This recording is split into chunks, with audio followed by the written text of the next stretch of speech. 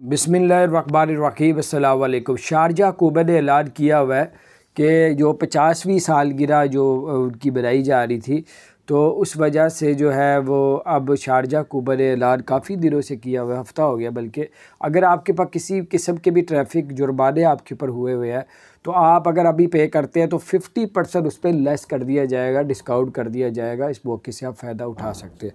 दूसरी खबर ये आ रही है कि दुबई हुकूमत ने कहा है कि अगर आपके ऊपर किसी किस्म का भी कोई चालान हुआ है, किसी किस्म का भी रिपोर्ट हुई हुई है, किसी किस्म की भी रिपोर्ट के जो डॉक्यूमेंट्स हैं अक्सर गुम जाते हैं, जो ट्रैफिक के लिहाज से होते हैं, रोड के लिहाज से होते हैं, गाड़ी के लिहाज से होते हैं, तो डॉक्यूमेंट्स आपसे गुम गए हैं तो आप लोग एक जो है वो तो क्या कहते हैं रिपोर्ट आप दोबारा ले सकते हैं।